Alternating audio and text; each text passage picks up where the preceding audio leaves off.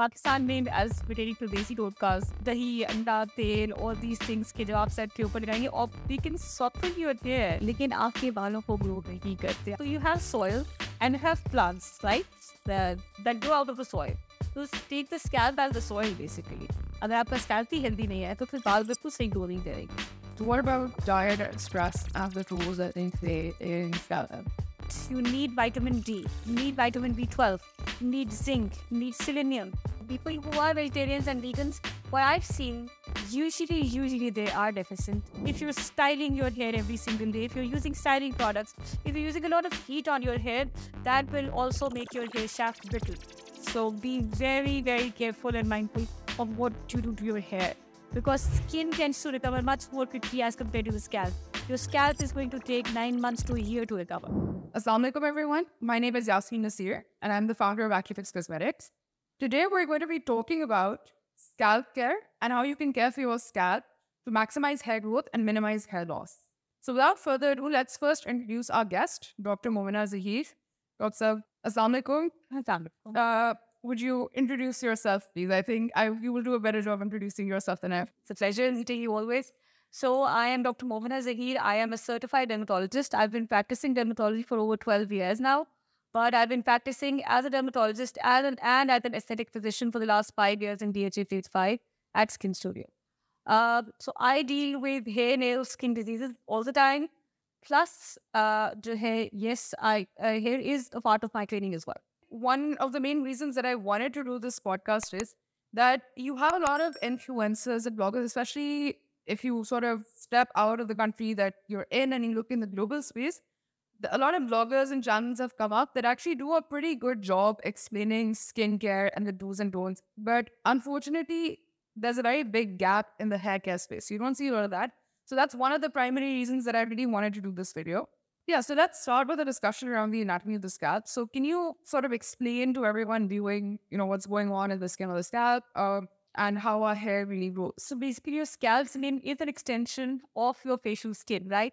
Scalp skin is exactly like that, but with a couple of differences. It has more hair follicles and an oil-producing or a sebaceous gland that is at the base of that hair follicle. So it's a hair-bearing area of the body, right? So you don't have the itna zyada hair ki density all over the face or all over the body, but on the scalp, it is primarily a hair-bearing area. So वहाँ पे आपके बाल भी बहुत ज़्यादा है इनकी density. According to American Academy of Dermatology, more than 100,000 to 300,000 hair on a regular average person's scalp. Plus उस बाल के नीचे आपका oil-producing gland भी है, जो कि moisture देगा आपके scalp को भी और आपके बाल को भी. उसको dry, dull और wicking होने से भी रोकेगा. उसके अलावा there are blood vessels underneath जो आपका hairs का bulb है.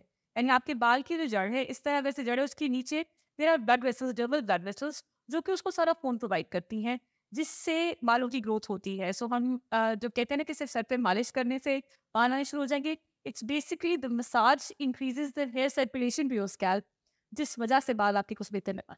We just talked a little bit about the scalp. So what is the next question that I sort of wanted to ask you? How important is the scalp for healthy hair growth? It is the most important part for a healthy hair. This तरह, so you have soil and you have plants, right? That grow out of the soil. So take the scalp as the soil basically. आपका scalp is the area जिससे आपके बाल grow करेंगे. अगर आपका scalp ही healthy नहीं है तो फिर बाल बिल्कुल सही ग्रो नहीं करेंगे. अगर आपका scalp red है, inflamed है, उसके ऊपर fungal infection हुआ हुआ है, जिसको seborrheic dermatitis कहते हैं, dandruff कहते हैं, there is malassezia, it's a fungus that grows on your scalp, right? अगर आपका scalp healthy नहीं है, it is dry, itchy, scaly, inflamed scalp है, तो उसके ऊपर बाल आपका ग्रो नहीं करेगा, बल्कि जो existing बाल हैं, उनकी भी roots swollen होंगी and they are also going to start shedding. इसलिए take it as the soil जिसमें आप छोटे छोटे पौधे लगाते हैं. So अगर आपकी soil healthy नहीं होगी, आपके plants healthy नहीं होगी, they won't grow. Same goes for your hair as well. अगर आपका scalp healthy नहीं होगा तो your hair is not going to grow. It's going to be dry, dull, brittle, and it's going to fall off. So I really like that analogy of, the scalp being the soil and the hair you get plants that kind of goes out of it. So, coming to the sort of next question that really comes out of that, how does somebody know when they have an unhealthy scalp, right? How can you tell that your scalp is not kosher? So if it is very dry, very flaky, if you have dandruff coming off and you're brushing your hair, when you're not brushing your hair, if it's red, if it's bumpy, itchy, painful, जब आप scalp को हाथ लगाते हैं while brushing, if it's bumpy, तो definitely it's not a healthy scalp. What if it's excessively oily? अच्छा, excessively oily के साथ ये है कि उसकी भी वजूहात हो सकती हैं. There are people who are born with an oily skin. They tend to usually have an excessively oily scalp. But if it is excessively oily, तो yes, it is also tending towards not healthy scalp. Because आपके फिर वो clog कर रहा है. जिस तरह आपकी skin पे pores clog हो जाते हैं, your scalp, your hair follicles are also getting clogged. क्योंकि उसी की तो base पे पड़ा है आपका sebaceous gland. So अगर आपका scalp बहुत ज़्यादा oily भी हो रहा है, so that also eventually, if you don't wash your hair repeatedly with an oily scalp, that also needs to get washed. Perfect. So I think we kind of set up we need a foundation for discussing what comes next, right? So we've kind of discussed how the scalp is structured, why the scalp is important for hair growth, and we'll talk about the signs and symptoms of an unhealthy scalp. There are a lot of myths around the things to maintain like a healthy scalp, etc. What are, according to you, some of the most common ones, and what's the reality? So, common myths, Pakistan में, as pertaining to desi todkas, dahi, anda, tel, all these things के जो आप set के ऊपर लगाएंगे, और we can soften your hair, लेकिन आपके बालों को ग्रो नहीं करते. I mean, people are going to be so angry with me with this. अच्छा, जो प्याज का पानी we were talking about ना, the garlic and the onion water that you were talking about, that actually has a little bit of reality behind it. Why? Because it irritates the scalp. So it acts as an irritant. So in alopecia areata, people who have hair loss, medical grade hair loss because of inflammation inside the root. So when you apply an irritant to the scalp, it tends to shift the inflammation towards the skin, but it will burn your skin. It will irritate your skin.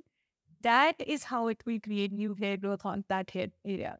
It is not for a normal healthy scalp. If you want to grow hair, so applying all those irritants is a bad idea. So let's talk a little bit about diet and stress, the role of diet and stress in during scalp. Because a lot of people, especially people who have acne also, they come and ask us, what is it that we should actually be doing, anything we should avoid?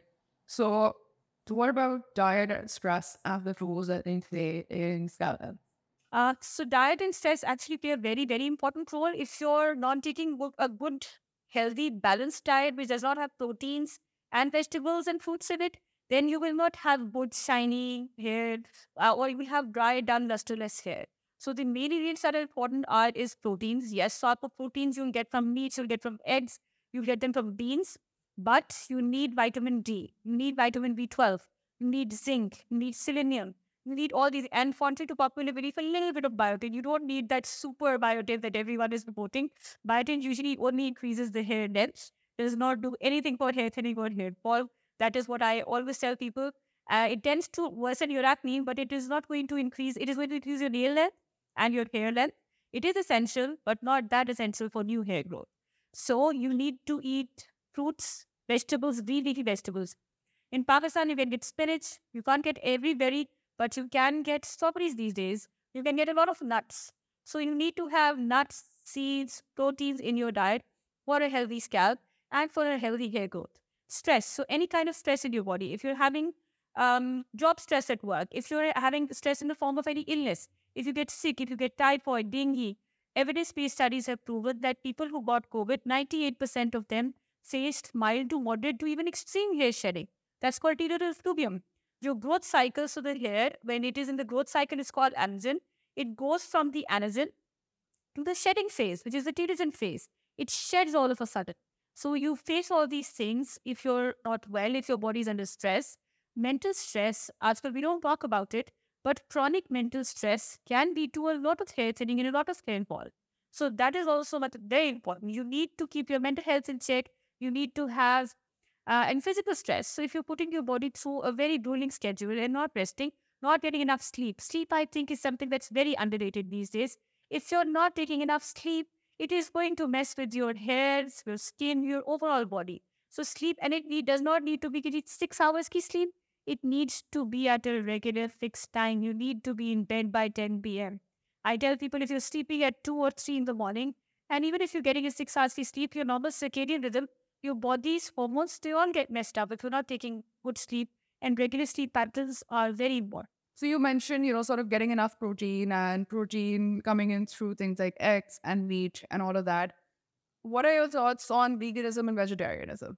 So vegans and vegetarians, if they are taking enough, so it's very difficult for people to find tofu here. It's very difficult, but you get leafy vegetables, but protein, if you're getting enough protein from plant-based proteins, then that's fine. But the biggest problem is that people who are vegan, they're not getting enough protein. Whenever I've seen, people who are vegetarians and vegans, what I've seen, usually they are deficient in iron, they're deficient in B12 as well. That is my experience, but that won't be yours. But this is what I experience in my practice, that people who are purely vegetarians and vegans, they do tend to have more deficiencies as compared to people who are not taking enough protein from animal-based sources. If you're taking protein powders, so you can replace that. If you're taking and placing enough protein, you're taking the protein powders, you're taking enough protein from a vegetarian source, then that's perfectly fine. But still, I'll state it is not enough protein. Okay. So there's interesting viewing research in this debate, right? So yeah, I agree with you on the part of some vegans and vegetarian people being deficient in a few vitamins, and iron is a whole different rabbit hole altogether, because some research has shown now that it is pro-aging, and the amount of iron that you need is actually less than what is typically in your RDA, right? So that's recommended ADA level. So that's one. So, but that's a completely different rabbit hole. The gist of that was, so typically, growing up, we've been taught that animal sources contain all 20 amino acids. You've got 11 amino acids that are ones that are non-essential, that can be manufactured by your body. And then you've got 9, which are essential amino acids that your body cannot manufacture, and you need to get them through your diet. So traditionally, we were taught that if you are consuming all of your proteins from plant-based sources, you won't be getting those 9 essential amino acids. But now we know that every single plant actually contains all 20 amino acids. So it's not that they don't. It's just the only thing is that the proportions that you need them in, they tend to be the proportions that you need. The animal sources tend to have a better match to those proportions, right? So that there's that. But that said, so if you're, for instance, combining different vegetables, so say you're combining grains and brown rice, right? So you can combine lentils and brown rice, you're still getting all of the amino acids that you need. And in fact, it's very hard to fall below your protein requirement, provided that you are consuming enough calories to, you're consuming a sufficient number of calories. The right kind of food. That's also 100%. I say you should be eating healthy, right? So I'm assuming that if you're eating healthy and you're not, binging on, which something you wouldn't recommend anyways, like Lay's crisps and all of that every single day and Coca-Cola. But if you're eating healthy and you're eating the right kind of stuff, it's actually this is pretty interesting. The plant's very sort of, you're saying that plant-based is better. I am a huge proponent of plant-based because, and typically, we come from a Muslim country, so this I think a lot of people don't know, because I find it so hard to eat, especially if you're eating out over here. I find it so hard to eat healthy. Everywhere you go, you're not going to find anything vegetarian. Everything has chicken. Everything has chicken in it. It's very pertinent to talk about this, because as a nation, I don't think we understand what healthy eating means. A lot of parents think, oh my God, if it was made at home, I'm feeding my kid a naan and some chicken with this amount of oil floating on top of it, but it was home cooked, so it must be healthy. It's not. So I think as a nation, we don't understand what healthy food really is. But if you were to sort of dumb down, what according to you would be a healthy diet? You should stay away from deep fried, from processed, for sugary drinks, processed food, and deep fried. In terms of what you should eat, so there'll be a lot of raw fruits and vegetables. I'm sure. So you should be eating fruits, vegetables. Article in summer, so you can eat a lot of cucumbers. Spinach is there, so this is the season for spinach as well. But we don't get kale here, but you can get spinach here, you can get cucumber here. Everyone is drinking the green juice. It's horrible to taste, but it is what. I don't know why the taste either. So it has a lot of benefits. The green juice, I think if someone can drink it, I think it's the best thing that you can do for your body. So yeah, and on the meat part, I think eat meat. Don't, even if you look at it from a religious point of view, don't eat it every day. That's what I... No. So I'm that. No. I'm not a fan of everyday meat. And not at all. Yeah. Even at our house, maybe once a week, twice a week, that's the max setting. Yeah, so I don't, not a fan of eating meat every day. I used to love meat, but over time, people generally when you tell them meat, don't eat meat, they look at you and they're like, but I can't live without it, And I mean that's not true. I think once you start eating less of it and you really start to discover everything that you can do with vegetables, you kind of start to lose your taste for it. So I don't really crave meat that much anymore. I don't have it regularly. I do have meat. It's not that I'm not a strict vegetarian or a strict vegan, but I try to be plant-based as much as possible. How does stress really affect your hair follicles in the scalp, right? So what does it do? What is the mechanism of action? And then what are the steps that we can take to actually manage their stress? So stress actually decreases the blood flow to your scalp. That is what happens. That when your blood flow is decreased, so let's say your hair is not getting enough blood supply, so then it will reduce the hair growth as well. It will lead to shrinkage of the hair follicles as well. And the stress that we talked about, the falling ill, any illness that is related to folium, so it shifts the growth cycle immediately from the growth cycle to the shedding cycle. So the hair, rather than growing, the growth is stunted, it is stopped, and you shed hair. People come and say that the hair is falling off from the roots. That itself is very stressful. Although it tends to, whenever with chronic illness or when if you fall ill, it tends to come back. The hair, if you're taking care of it, it tends to come back. Even if you leave it, it deals with fluvium. When your body has faced a sudden illness, it will come back. Like with cancer chemotherapy, everyone gets back. Most of the people, they get back their hair without any a reduction in the hair density. They tend to back once the chemo is, we're done with the chemo, right? The people tend to get their hair back. Okay, with stress management, this is a very, very difficult thing to do. In times like these, they can go even with, you have to take care of your mental health. You have to, so people know this, everyone has been done. So you need to work out. Exercise is something that's very, very important for a healthy body and healthy hair as well, because increased good exercise, increased blood flow to your hair follicles as well. Then you need to, so yoga, breathing exercises, that also reduces your stress. And in my case, I believe not thinking about things and your problems too much does, because if you keep on thinking, so overthinking is going to mess everything up. Right? Yeah, 100%. Yeah, I think that, and I think people overthink when, sorry, I think a lot of people are going to hate me for this. You need to find productive things to do with your time and have your brain occupied with those, so you're not thinking about. At times, I tell people when young girls come to me who say they were very stressed, I tell them start something online, get a job. This is what I tell people, because you'll be so occupied by the end of the day when your head hits your pillow, you don't know what has happened to your day. Yes, you don't. Is going. You just want to go to sleep. I think that's yeah. So I think that's pretty important. So also, for people who are working, I think it's also important to have good hobbies. To kind of, because work can come with its own set of stress, but having good hobbies that can really help you disengage from more of the rubbish that's going on in everyday existence of the rest of the world. So what role do hormones have to play? What is the mechanism? Is there any way that we can really control how our hormones work and run through our body and secretly affect our hair growth and hair loss? So hormones, again, coming back to the protein thing. So a lot of girls are getting polycystic ovarian disease. You heard that of PCOS, PCOD everywhere, right? So it's mainly coming from chicken consumption these days, because they're rejecting steroids of the chicken, they're artificially raising them. So 10 years ago, 15 years ago, it never used to be like this. I never used to get people with facial hair. So that's purely hormonally mediated. Young girls, every other young girl is having hormonal imbalances because they're consuming a lot of processed this broiler chicken. This tends to mess up your hormones, right?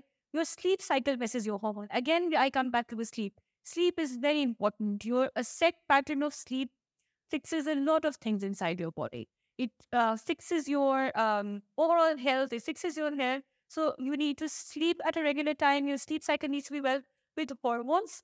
Dihydrotestosterone, DHT, it is the main precursor hormones which leads to thinning of hair. Like in men, and in a lot of women as well, you have that pattern of baldness in which the hairline is receding.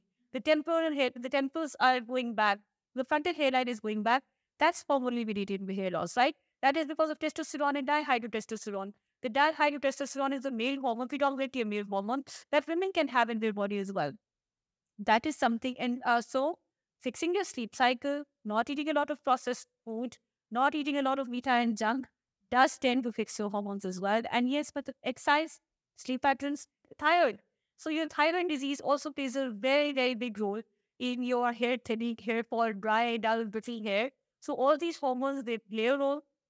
Yes, chronic stress leads to hormonal imbalances as well. So you need to manage all these things. And I think everything boils down to 90% of the issues that we're facing boils down to the lifestyle and diet. 100%. And there is research that really shows that, only 10% of everything is genetics. 90% of it really is in your hands. So anyone out there who's been blaming their genes and everything for all the issues that they're facing, you might hate me for saying this, but 90% of everything is in your hands. So if I want to really, I think, dumb down what we've kind of talked about here is that basically your diet, your sleep, the way that you're responding to stress, all of these things have a hormonally mediated impact on your hair follicles, on the health of your scalp, and subsequently on hair growth and hair loss. So that's really basically they act through hormones to really either make your hair grow longer or basically cause it to Hormone growth basically to fall out as well and miniaturize the hair follicle. What happens as a result of hormonal imbalances is when you get these hormones inside your scalp, the hair follicle gets miniaturized and it gets weak and then central. Yeah. Okay. So I think on to the most interesting part of the overall discussion that we're having today. So I think most people have heard of the Girly Girl method. We mentioned it. If they haven't, they probably, if they've been watching the entire podcast so far, we've mentioned it already. So, there are some myths that I hear a lot as well that I would really kind of want to tackle here as well. So what are your thoughts on free from marketing? So like sulfate free, and so not a fan of the sulfate free, paraben free, silicone free marketing because I find these are all marketing gimmicks. And so the way what you're talking about, the actual product formulation matters. The molecule size matters. This around SLS, yes. People would say it is in bleaches, it is in halogens, in those conditions. Yes, but not every sulfate is bad. So I think these are more marketing gimmicks as compared to actual selling points. And everything is like organic and original and herbal. So I don't believe in all. 100%. And in the EU, it actually banned such marketing. So if a product, if you will not find paraben free, you won't find sulfate free and all of that. So it's a product or an ingredient is perfectly safe. You can't defame it. It's against the law now. So in the European Union, you won't find such products. The other thing that I think a lot of people don't realize is that even now, terms like natural and organic don't really have a legal definition. So technically, anybody could slap on anything, right? And the bodies that are certifying products as well to be natural or organic, they have different classifications. Not every certification is the same. Usually, they may or may not be a body that is by default somebody that by default has people who are related to cosmetics on their panel or something along those lines. So these are basically a lot of gray areas. And when it comes to ingredients, the overall formulation matters more than anything else. Okay, you have some ingredients that you could call demons and you wouldn't want to see in your product. But then again, what have they been mixed with? What percentage are they in on the formula? What purpose are they serving in the formula? So it really boils down to a lot of these things. And it's not as simple as, you kind of turn the back of a product and you see a single ingredient and you're like, oh my God, this ingredient is there. And the ingredient might not even be bad. So it's a bad formula. It's not, it's more complicated than that. So, but have we not seen all these lawsuits against the sulfate-free shampoos? And we've got very, so I won't name products, but they are very, so there have been lawsuits against all these very big brands that market themselves as sulfate-free, people having a lot of hair fall. And if you're necessarily using, they're saying sulfate-free, let's see. So if someone who has dandruff or has an itchy, scaly scalp, that is going to actually mess up your scalp if you use a sulfate-free shampoo, right? So it's not every product is for everyone. This is what I would say. Not every product, and you have to pick and choose, and you have to, there is no cookie-cutter approach, just like with skincare, with hair care as well. You have to find out what works for you. This is, I believe.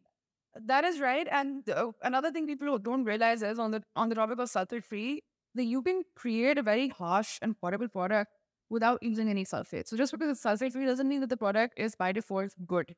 And yeah, I think we're going to talk about the Girly Girl method a little bit later, but they haven't ran. And I think Devakar does mention it, but is one of the key brands that have had hair fall suits, primarily because these methods espouse, and what these products do is they don't really wash your scalp properly. So you have a lot of buildup leading to an unhealthy scalp and subsequently a lot of scalp problems. The next thing that we're going to get into is the curly girl method. And I think this is something that I was most excited about. So I think most people have heard about it, especially, if you've been following along for the last of the podcast.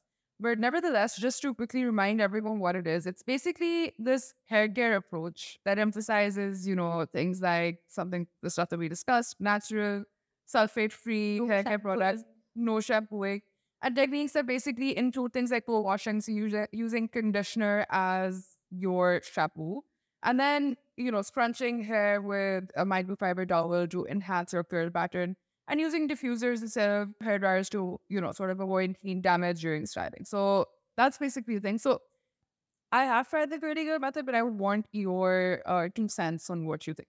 Someone who has a very oily scalp, not a fan. Yeah. Not a fan. For people who have very dry hair and curly hair, and I have a natural wave in my hair as well, right? So if I really moisturize and hydrate, moisture makes my hair curl. But since I have a very, very oily scalp, and I absolutely cannot go even one day without washing, particularly if I'm working out, so I think not a big fan. So what are you doing? You're not washing your scalp, right? So you're increasing buildup. Product will be there. Conditioner, no one has ever been able to wash their hair with conditioner.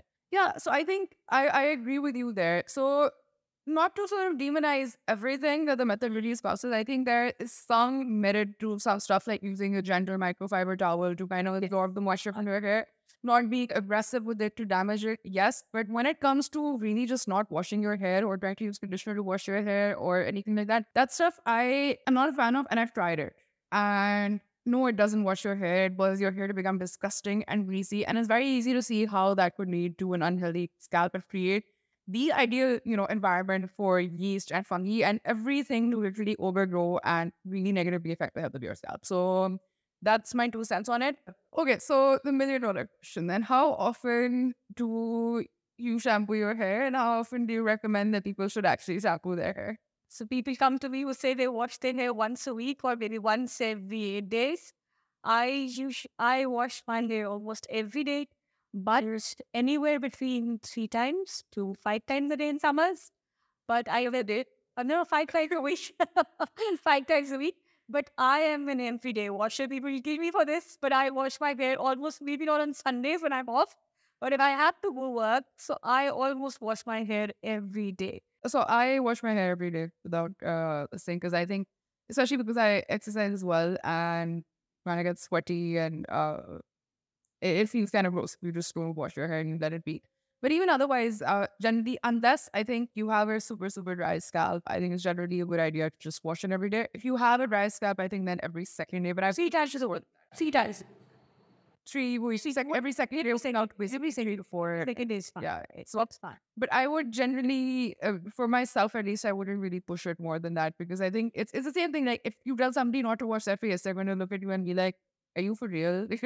That's disgusting. But it's the same with your scalp. Your scalp skin is actually significantly more sensitive, more prone to absorbing stuff, because it has so much hair, it can actually, stuff builds up. It's very increased blood supply. The reason it gets absorbed everything because the blood supply is very extensive. Like if you have a scalp wound, you are going to bleed like crazy. Yeah. If you have your blood supply of your face and scalp, it is much more as compared to the rest of the body. If you get a cut here, or God forbid, if you get a cut on the scalp, you're going to bleed like crazy because there are so many blood vessels in it. Yeah. That and then obviously you have so much hair, it's sort of trapped dirt and oil and gunk and everything. And if the idea of not washing your face every day is disgusting to you, then the idea of washing your scalp once a week should be even more disgusting. I don't see how people can do that. And then I think that's critical. So you should wash your hair regularly. It's just a matter of kind of choosing the right product. So I wouldn't say wash your hair every day with the wrong stuff, but 100% choose the right product. Moving on to the next question, I'm going to ask you, what should people look for when they're trying to find a shampoo or a isn't suitable for them? What are the ingredients that people should be looking for, since you're the expert at that? You are studying this, so you tell us what should they be? Okay, so first off, I think so I'll cover conditioner first. Reason being that conditioner doesn't have much of a role to play in terms of scalp health. And that's because conditioner isn't supposed to be applied on the scalp. It's supposed to be applied on the hair shaft, right? So it's not for the scalp. And oftentimes, if you do apply conditioner on your skin, it can result in irritation for some people, right? And it can create some buildup in the scalp as well. So conditioner is for the hair, shampoo is for the scalp. Now, when you shampoo, you want to shampoo your scalp and not your head. And then that's the joke, the shampoo that you put in your scalp, when you just want to let it run down, but do not put shampoo on your hair and be aggressive with it, because that does more harm than good. That damages your hair. So that's one. So in terms of what to do, what to look for when choosing a shampoo, don't buy into garbage claims like sulfate free and paraben free and all that. It doesn't matter.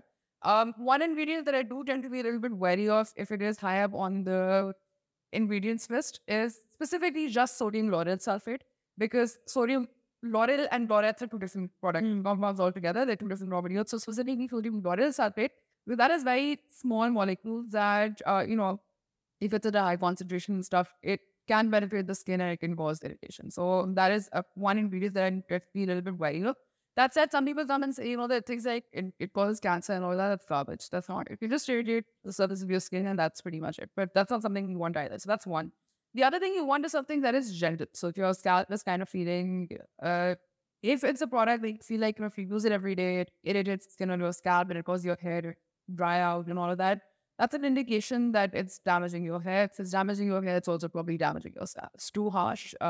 Probably not formulated right at the right pH with the right combination of surfactants. That's one. So you want something that is at the correct pH, that is gentle, and not really using gimmickry marketing to market itself. So those are some of the main things. A shampoo is basically meant to clean. So you just want something that cleans your scalp, reduces buildup and everything, but without creating any accompanying irritation.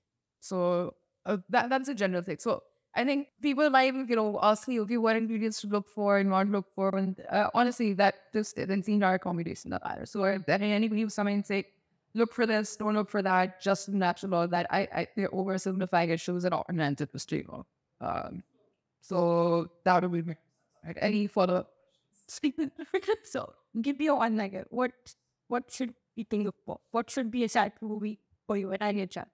Something that cleans, but without causing irritation in your scalp or without damaging your hair. So cleans but doesn't check. That would be one thing. Okay. And so another thing that you were talking about, scalp exfoliation. You were asking whether I'm pro or so where you want to do that? I exfoliate my scalp at least every 10 days. I do.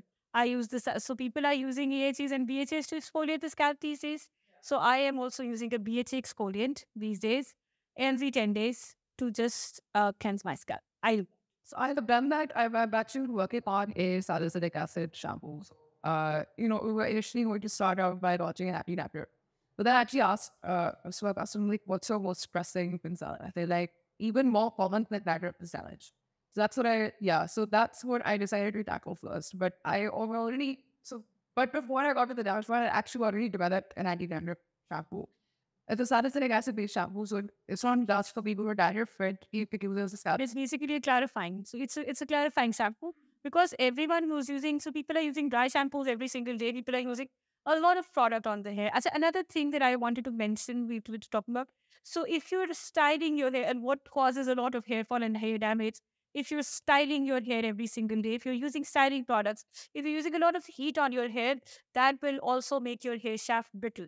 And all these things, this hair keratin, the Brazilian hair keratin and Botox, this is really, really bad for your hair. And I've had people in which clumps of hair have fallen off.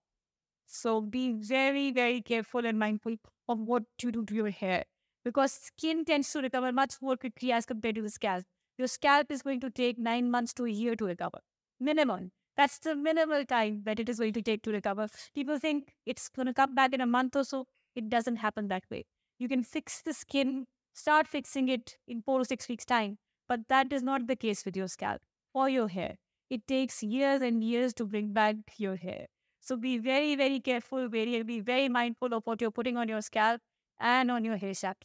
So that winds up our podcast for today. A little bit from Muna. Thank you so much for getting over. Always a pleasure speaking with you. Thank you so much, Tamari Yasin, and I always listen to this.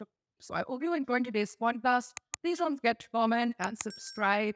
Drop whatever questions you have that you would like us to cover in future podcasts in the comment section as well. And inshallah, I will see you again in the next one.